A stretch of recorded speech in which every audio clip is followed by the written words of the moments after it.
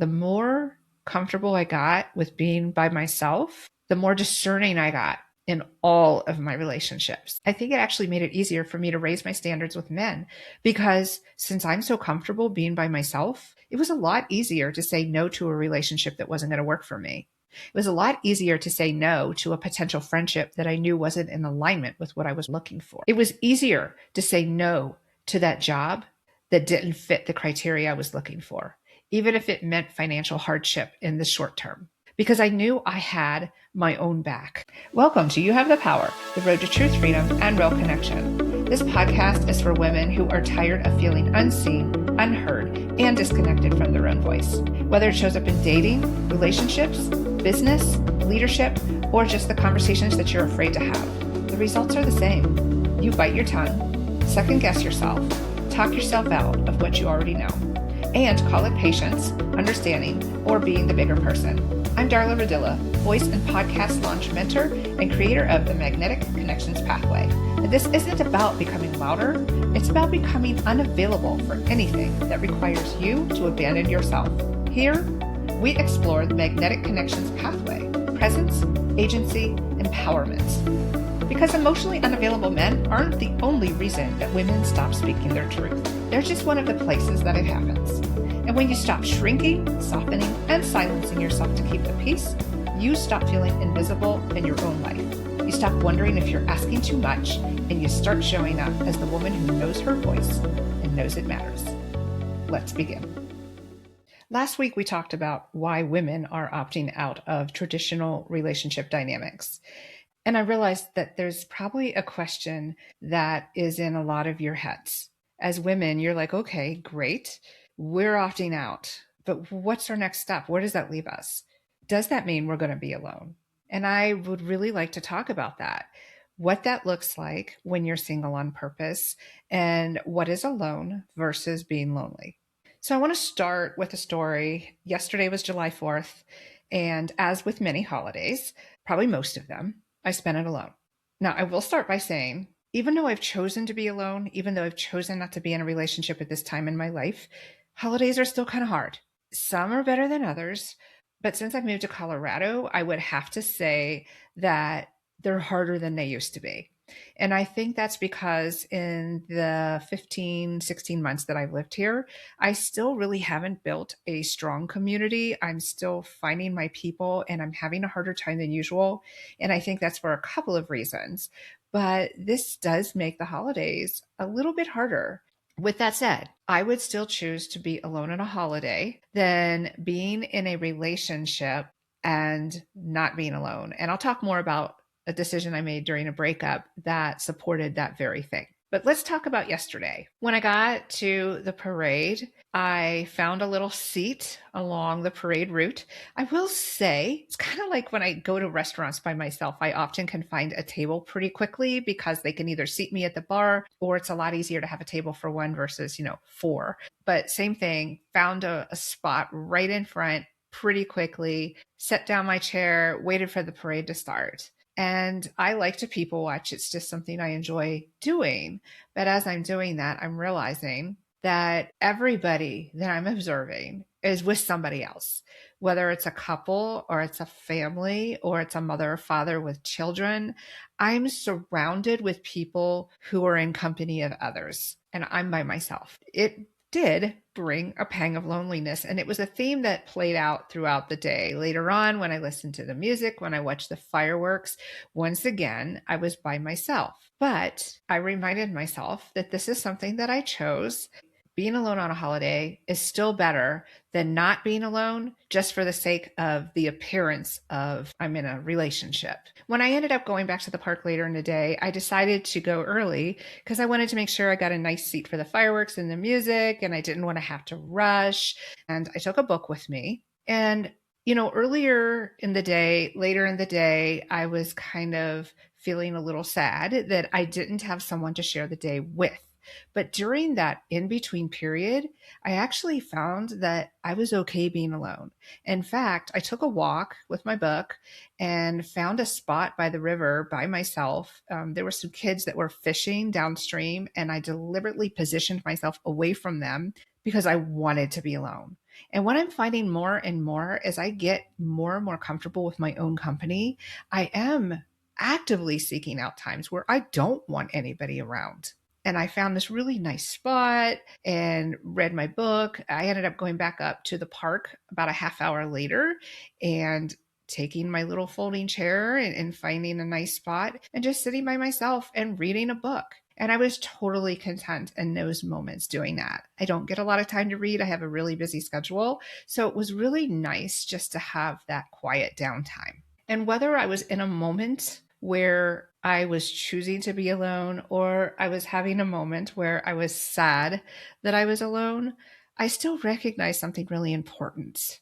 There is a difference between being alone and being lonely. Sometimes they can coexist, but when I'm feeling lonely, it's not necessarily a bad thing. It would have been great to have a partner or a friend to share that day with, but I didn't. And instead of feeling sorry for myself and sitting at home doing nothing, I chose to go out. I do pretty much everything by myself. I'm either at work, at home, or with my dog somewhere. And if I go out, if I'm not with my dog, I'm almost always alone.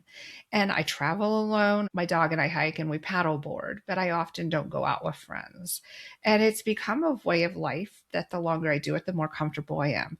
And I'm not antisocial by any means. In fact, I'm by nature more extroverted. So I do like to go out and go dancing. So it gives me that time with other people, but I'm not necessarily meeting a group of friends there when I do that. One of the things that crossed my mind as people started to arrive at the park again and the live music was about to begin, I was watching people and I was watching couples. And something that occurred to me is just because someone has someone in their life, that doesn't necessarily guarantee they're happy either. They could be lonely inside while they're still in that relationship. And we often don't know what is going on behind closed doors or what is going on in their mind. That image or persona of their relationship that they're projecting in public could be very different from what's really going on at home. And I had to remind myself of that, that just because they have someone with them and I don't, doesn't mean that they aren't lonely in their own life. I can remember when I was married to my ex-husband, who was the abusive narcissist. The outside persona of my love for him was the same as what I felt for him behind closed doors. I was madly in love with him. I adored him. I, unfortunately for me, worshiped the ground that he walked on. And I loved him just as dearly behind closed doors. But what people didn't know is that the persona that he projected in public was not who he was behind closed doors. Behind closed doors, he was not that charismatic, caring, loving man. He was selfish, he was abusive, he was manipulative, and they didn't see the fights that we had when his eyes turned black. And that is a thing. Narcissists can get so angry that their pupils fully dilate and it looks like a demon possession. It's the most scariest thing I've ever seen. They didn't see how he treated me, how he brought me to tears sobbing and then walked out and left me alone to deal with it. And went alone sometimes to events because he would pick a fight right before we were supposed to leave. And I would be so distraught and sobbing uncontrollably and couldn't leave the house. They never saw those moments. When he asked for the divorce and I left, they were shocked. They were like, what are you talking about? You guys looked like you were so happy, like you were so in love. I was, but I also didn't tell them what my real day-to-day life was like. They didn't see that. The same kind of dynamic happened with different circumstances with the last boyfriend that I had a couple of years ago. It was a very short relationship, but it was one that sparked very fast and died very fast. I, once again, was very much in love with this man. I really thought that there was a long-term future with him. And I didn't realize in the beginning that I had made a mistake getting involved with him. And what they saw in public was what I was feeling in the moment. We were happy in the beginning. We were in love. But then as the weeks went by and we got further into the relationship, that last week or two, the warning signs started to become evident to me. But I wasn't telling people about that. And so while we still looked very happy in public, they weren't seeing the decline that was going on behind the closed doors. They weren't seeing the disagreements that we were having, the doubts that I was having, the ultimatum that I gave him a couple of days before I actually walked out. They didn't see any of that conflict going on behind closed doors. They also didn't see that I very quickly came to the realization that this relationship wasn't going to work for me, that I had a dismissive avoidant on my hands who wasn't willing to go to therapy to work on it. And he wasn't going to work on himself, which meant this relationship was doomed. I decided immediately to leave. And I will tell you, leaving a relationship that didn't have that time period that my last marriage did, where it deteriorated and you had all the fights and your love started to deplete, where you were still fully in love with that person the day you walked out, those are some of the hardest breakups because your mind wants to talk you out of it. And that's why we looked madly in love and super happy right up to our last public appearance. But I wasn't happy those last few days. I was distraught. I was becoming more and more anxious. And subconsciously, I knew he wasn't going to be there for me. And happy or not, in love or not, I knew long term, this wasn't going to work for me. Even when people look happy, even when they're in relationships, sometimes that doesn't equate to not being lonely. That last night I spent at his house, I felt so alone. And I was lying in a bed next to him. That is a loneliness way deeper than the loneliness that I feel today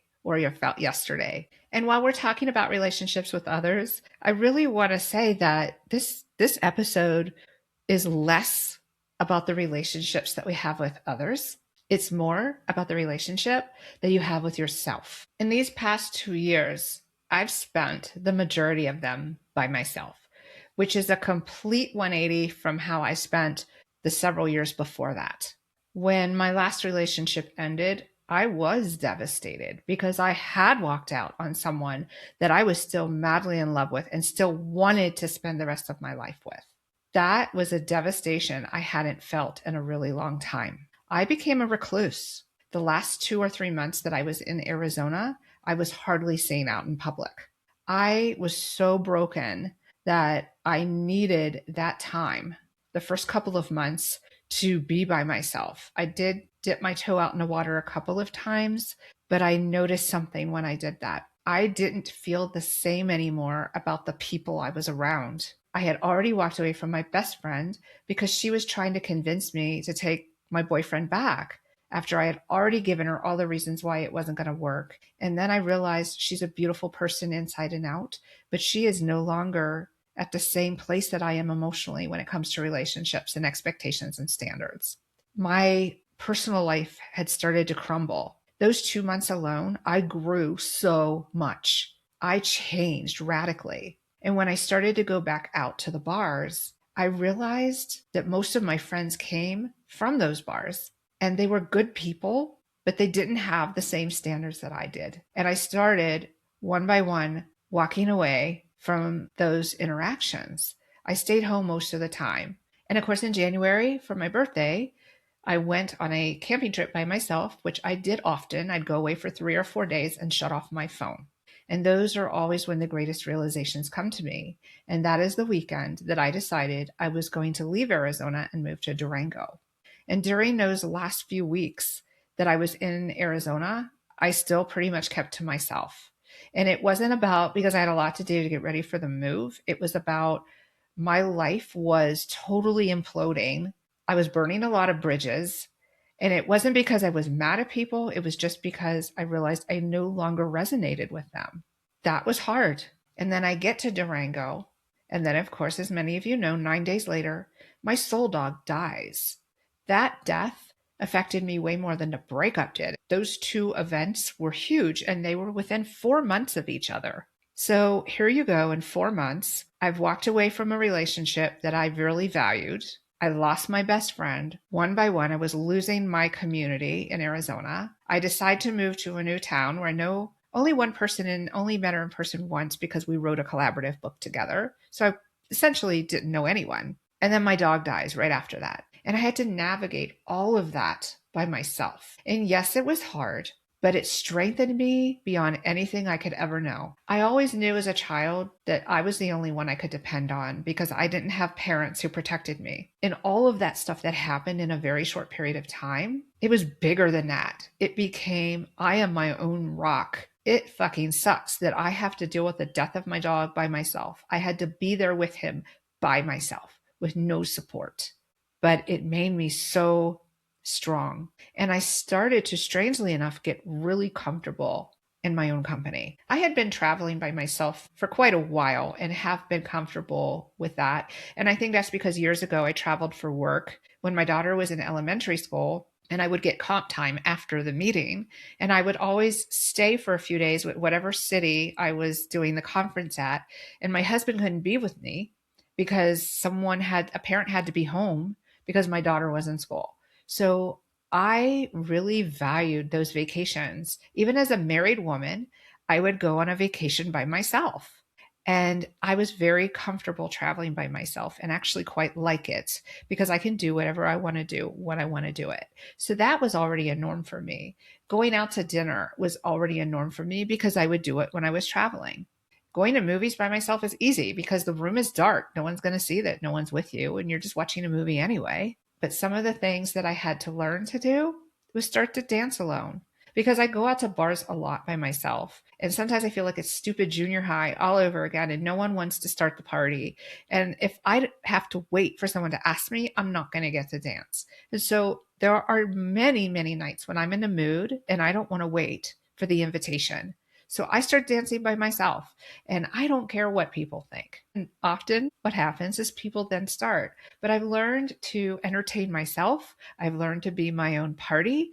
And that's also a part of just getting comfortable in my own skin. What I really discovered about my growth over the past couple of years is the more comfortable I got with being by myself, the more discerning I got in all of my relationships. I think it actually made it easier for me to raise my standards with men because since I'm so comfortable being by myself, it was a lot easier to say no to a relationship that wasn't going to work for me. It was a lot easier to say no to a potential friendship that wasn't in alignment with what I was looking for. It was easier to say no to that job that didn't fit the criteria I was looking for, even if it meant financial hardship in the short term, because I knew I had my own back. I knew that no matter what happens, I still have me. It was amazing how it spread to all areas of my life. Even networking for my business, I completely stepped away from it for several months, and some of that was my work schedule. But then I also, in that process, realized there are certain types of networking events that work for me and some that don't. And I made decisions to withdraw from some networking events. And there was an organization that I felt, actually a couple of organizations that I felt they were not serving their people well. And I had the confidence to speak up and say, this is not okay. I don't like how this is being run. And I feel this is wrong. And it was because I was confident in my judgment. I was confident in I have the right to speak the truth. And I decided to let go of what people thought of me. I decided that no matter what area of my life it was in, I was choosing my peace over their comfort. And part of speaking my piece also meant sometimes I had to do things that made people uncomfortable. I had to go against social norms. Social norms say, be quiet, go along with the crowd.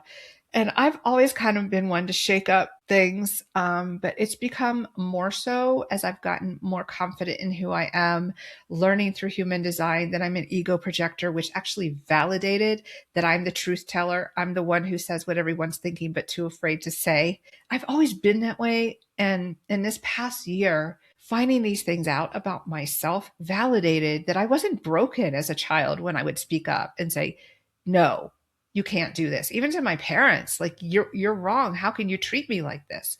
Even though I got spanked and punished for it, I did it anyway because it was about speaking my truth. Something else that happened yesterday that was really affirming of my growth. I really don't think it hit home just how much I've grown until last night. I have a friend from Arizona who has a home here in Durango, and I knew that he had this second home, and I was wondering if I would run into him at some point. And last night, I did. I ran into him and somebody else that we both know that was here visiting with him. While I walked away from a lot of Arizona and those relationships, I miss that sometimes. I miss walking in a room and making my rounds of giving everybody hugs and just about everybody in the room knowing me. But I'm not willing to trade my peace to get that back. There was a moment of nostalgia in me, and we talked for a few minutes. And what's interesting too is he asked me if everything was going great. Well, I'm no longer performative. So while not sharing a lot of detail, I was honest that I've had some real challenges since I've been here. Yes, I'm happier here, but there's also been some really shitty things that have happened. And I didn't give the performative, everything's great, because that's not who I am anymore. And I talked with him for a few minutes, and then I just said, hey, great to see you. And then headed back to my seat and sat by myself. And I chose that. I didn't want to impose myself on them. Old Darla may have said, hey, can I join you? New Darla said, you know what? They're here together. I don't want to interfere with their evening. I don't want them to feel obligated to say yes. And the other thing is I kind of wanted to sit by myself. As I was driving home last night, it occurred to me how much I changed because the woman that they knew and thought they were talking to yesterday doesn't exist anymore. I haven't seen either one of them since I left Arizona.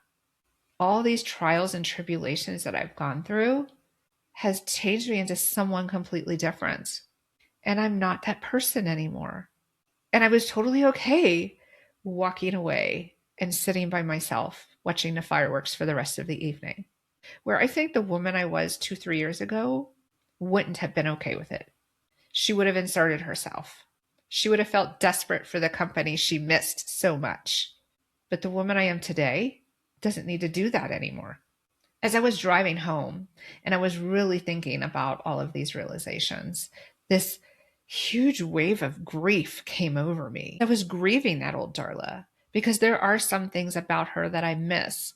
I know I can't invite those things back because I've grown past them. Feeling the grief for our past, of what we miss, of what we wish could have been, is actually, I think, an important part of growth. Because I think when we spiritually bypass it and we shove it under the rug and we pretend everything is great, that's when we do ourselves a disservice.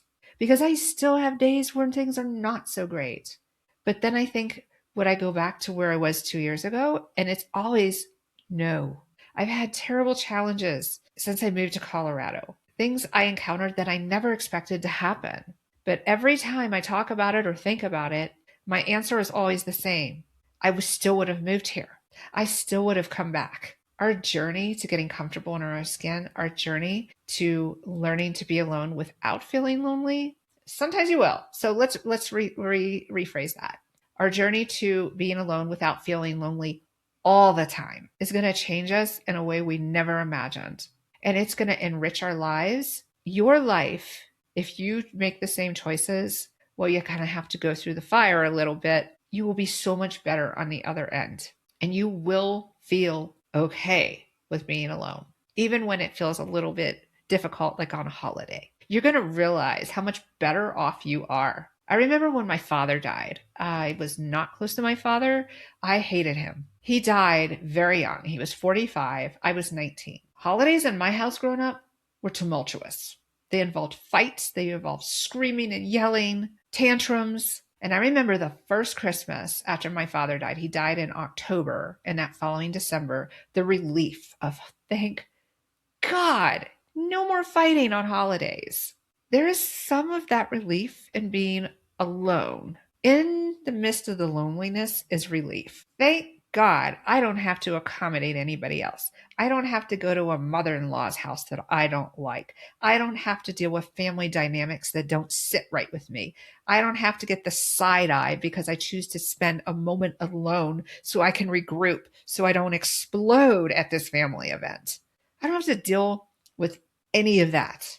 I spend my holidays how I choose. Whether it was 2 years ago going to Palm Springs with my dog and hanging out in the hot springs all day, or whether it's spending it by myself in my house. So to you ladies out there who realize that you are also opting out of the relationships that I spoke of in the last episode, but now you're also like, well, what's next? and you're scared to step off that ledge. It's going to be uncomfortable as you start to fall, but you will land on your feet. You will cherish your peace. You will cherish the moments you are alone if you allow yourself to ease into it and really embrace it. It doesn't mean you have to become a hermit or an introvert. You are navigating the holidays, the hardest times. You're going to be okay. There may be times in the future when you won't have to, or there may be. Some of that discomfort is still there, and it may always be there on the holidays if I don't have a partner. But what I discovered yesterday is there's an acceptance that's developing that wasn't there a few months ago. There's the realization that spending July 4th by myself, watching the fireworks by myself, I may have had a better time than the couple sitting next to me because they may have had a fight on the way over and they just weren't fighting in public to be polite. And that they may have gone home and fought again. Last night, when I got home, I had a dog happy to see me and she snuggled up to me all night and there was no fighting. There was just peace.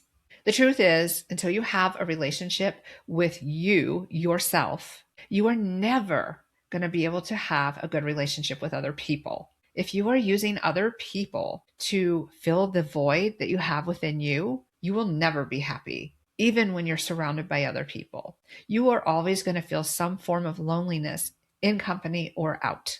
You have to get comfortable in your own skin. You have to be able to like yourself before you can love yourself. And once you love yourself, your company, when you need to be alone, isn't going to be such a terrible thing. You might actually kind of crave it at times, like I did yesterday when I deliberately went off by myself to read my book. I'd really love to hear from you if you are finding some of these realizations in your own life. I'd love to see some comments on my social media or on my YouTube channel about what you are doing to bring peace into your own life and to be able to be alone without feeling lonely.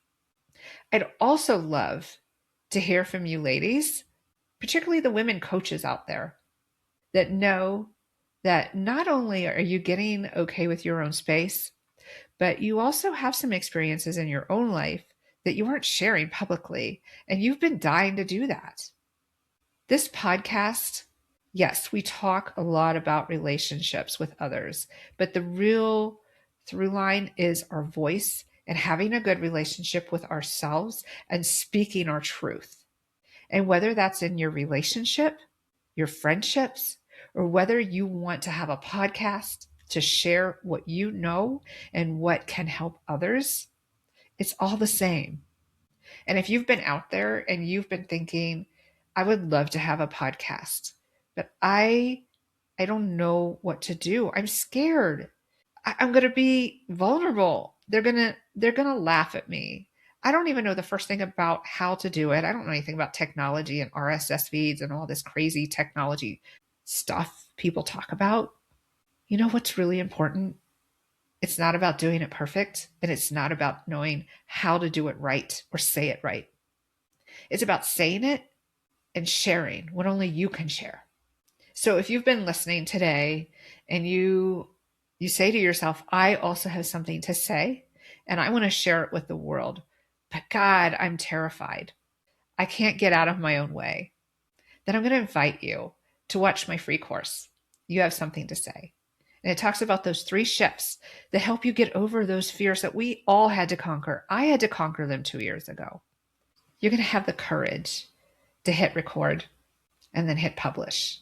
Because you don't become a podcaster by thinking about it. You also don't become a podcaster when you get good at it. You become a podcaster when you hit publish the first time. And then you'll get better and better and better at it. And the people that need to hear what you have to say are never going to hear it if you don't share it.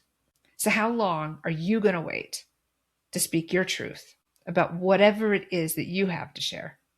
Thank you again for tuning in. I always appreciate it when people listen. I hope something that I have said to you today has touched you, whether that's personally or in podcasting world. You have the power, and now it's time to act like it. Thank you for listening to You Have the Power, the road to truth, freedom, and real connection. If something landed while you were listening, pay attention to that. This isn't about becoming louder. It's about becoming unavailable for anything that requires you to abandon yourself. If this episode moves something in you, share it, like it, and subscribe so you stay connected to what's next. You deserve to be seen and you deserve to be heard. So the question is, when are you going to stop silencing yourself and start trusting